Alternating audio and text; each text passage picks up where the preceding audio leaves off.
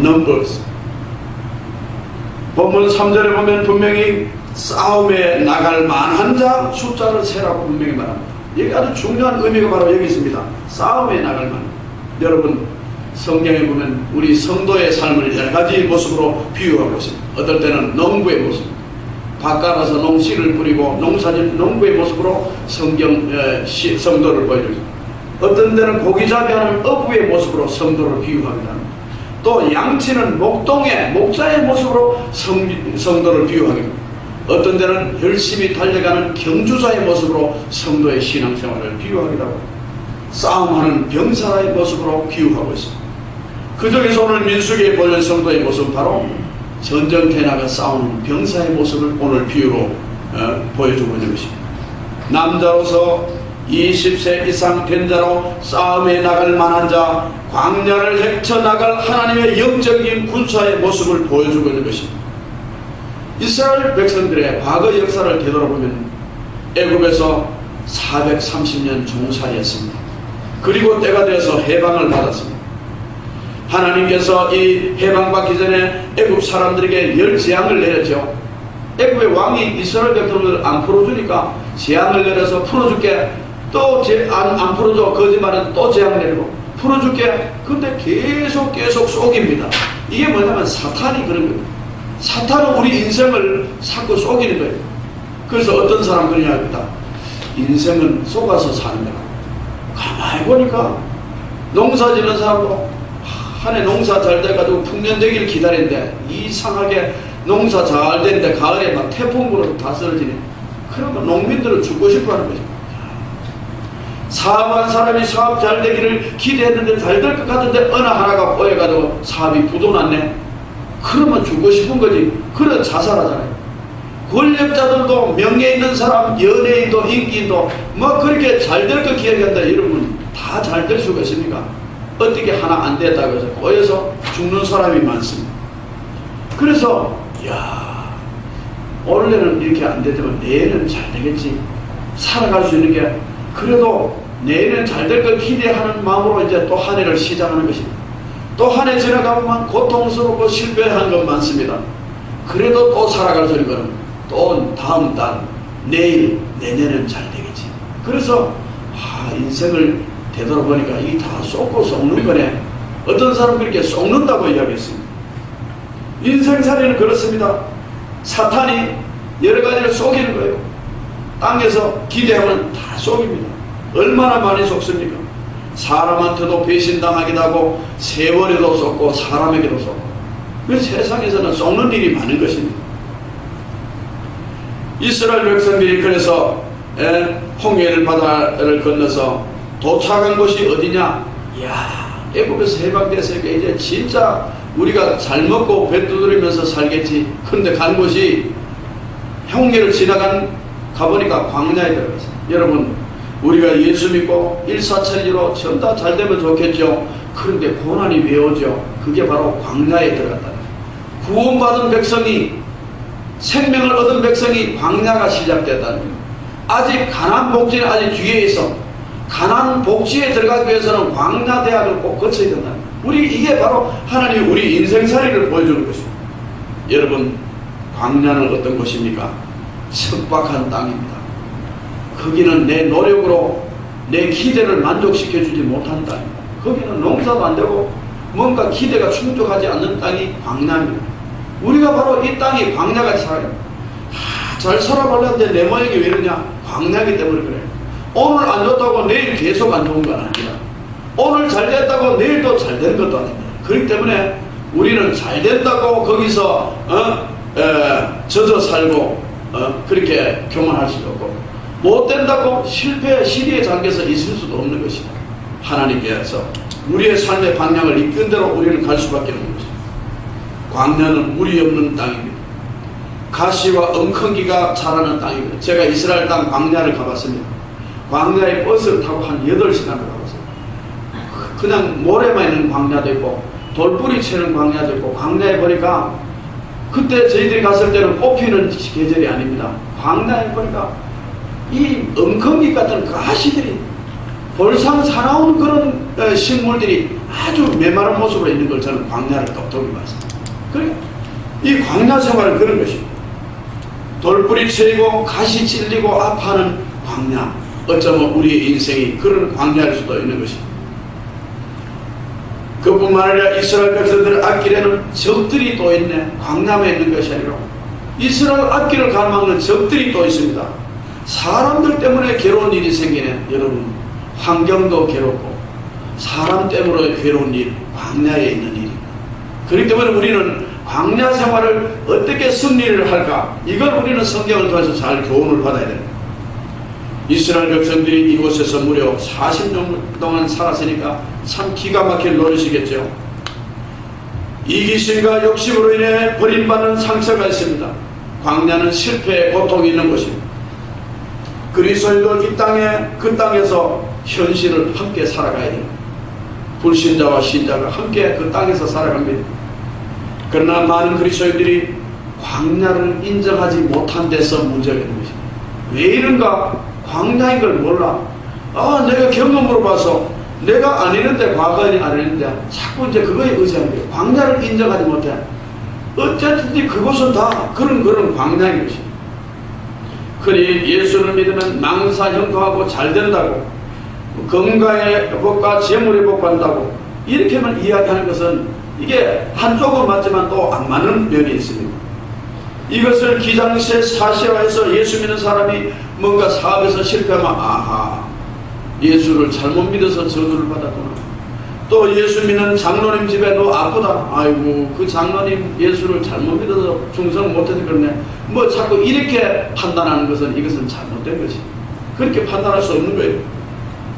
시험 당하면 금세 그 믿음이 잘못됐다고 손가락을 질하는 것, 그렇게 할 수 없는 것입니다. 상처받고 그래서 교회를 떠난 일들이 얼마나 많습니까? 관계에서 세상에 대한 잘못된 인식 때문입니다. 이 세상은 광야입니다.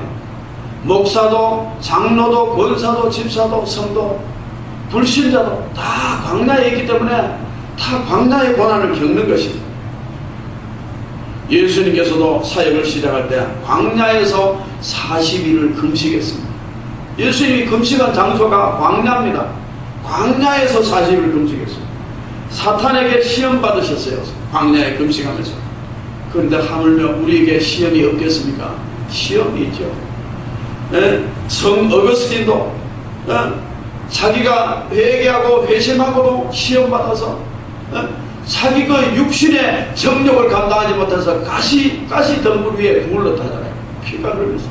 하나님, 내가 회심했는데 내가 왜 이랬습니까? 내 속에서 일어나는 욕망이 왜 이랬습니까? 가시 덩굴에 막 뒹굴렀다는 거예요. 너무너무 힘들었어요.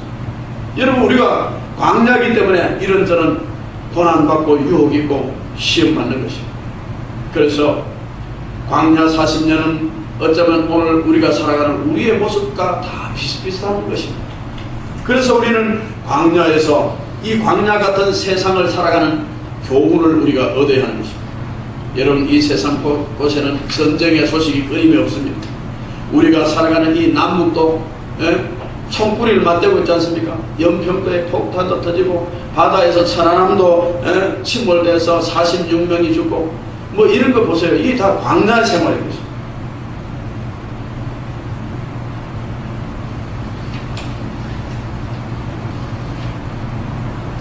문제는 광야에 있는 것이 문제가 아니고 광야를 어떻게 살아가는가 하는 것이 문제인 것입니다. 어차피 우리는 광야에 있는 것입니다. 광야를 헤치고 살아갈 능력을 가지느냐 그렇지 못하냐, 여기에 우리는 삶의 중요한 문제가 달렸습니다.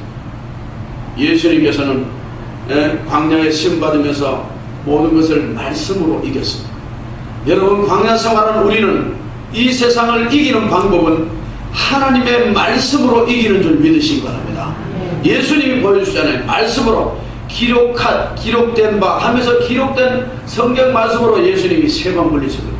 그러니까 광야 살아가면서 여러 가지 가로막힌 것은 말씀 붙잡고 말씀을 붙잡고 승리하는 거죠. 말씀. 그러니까 우리는 하나님 말씀을 잘 들어야 돼요. 믿음은 들음에서 나고 들음은 그리스도의 말씀으로 나고 자꾸 듣고 말씀을 붙잡고 내 마음에 새겨야 돼요. 여러 가지 세상을 이길 수 있는 유혹도 그렇습니다. 시편 119편 그 9절 11절 보면 이런 말씀입니다. 청년이 무엇으로 그 행실을 깨끗게 하리까? 주의 말씀을 따라 삼갈 것이니 내가 주께 범죄치 아니하려 하여 주의 말씀을 내 마음에 두노니. 청년 때 유혹받기 쉽고 넘어지기 쉬운 때 무엇으로 행실을 깨끗게 하겠노? 이 말입니다. 주의 말씀을 따라 삼갈 것이니 다른 방법이 없대요. 훌륭한 도덕 선생님, 철학 교수님 밑에 교육받는다고 이기는 거 아닙니다. 그 생활대로 되지 않습니다. 여러분, 오늘날 고다리 죄 많이 지는 사람은 박사학위 받은 게 많은 국회의원들 가운데 고다리 죄 지는 사람이 많습니다. 돈 받아먹어도 큰 돈 받아먹은 사람이 다 거기 있는 사람들이에요. 그렇잖아요. 이 시내 공무원들은 잔돈 받아먹고 그것 때문에 비참하게 되는데, 진짜 큰 돈 받아먹어도 양심에 화인맞게 그냥 어떠하게 살아간다. 안 했다고 거짓말 잘하고 넘어가면 되는 거예요. 그게 뭡니까? 교육 많이 받았다 해서 죄에서 자유로운가? 아니라는 것입니다. 하나님의 말씀으로 내가 주께 범죄치 아니하려고 주의 말씀을 내 마음에 둡니다. 사랑하는 여러분, 우리 신년 새해 2011년도는 하나님의 말씀을 여러분의 심령 가운데 가득 담고 사시는 여러분 되시기를 주의 이름으로 축원합니다. 말씀을 잘 담아야 돼요. 말씀. 오늘 이 중요한 이 민수기의 이 메시지 말씀입니다. 그래서 광야에 싸움에 나갈 만한 사람이 필요했습니다. 우리가 사는 곳은 가나안 땅이 아닙니다. 아직 광야입니다. 가나안에 아직 들어가지 못했어요. 가나안을 향해 가는 중간에 길목에 우리가 있는 것입니다. 아직. 이 광야는 어떻게 살아갈 것인가? 이것은 오늘 우리에게 던져진 아주 중요한 질문입니다. 광야에서 날마다 실패하며 살 것인가? 아니면 예수님처럼 광야에서 승리하며 살 것인가? 그것은 우리가 이 말씀에서 교훈을 받아야 됩니다. 낙심과 절망적인 상황에서도 실망하지 않고 상황은 그렇지만 끊임없이 도전할 수 있는 사람 누구냐? 바로 말씀 붙잡고 믿음으로 살아가는 사람이 승리자요 도전하는 사람. 여러분, 광야에 실패해버리면요 가나안은 더 이상 우리한테 없습니다.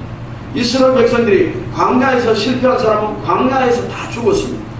그렇게 20세 이하 되는 신세대 사람들이 들어가고 그 20세 이상 된 사람 중에 들어간 사람은 여호수아와 갈렙만 들어갔어요. 왜냐하면 신앙을 신실하게 지키고 하나님 말씀대로 순종하고 했던 여호수아와 갈렙은 들어갔어요.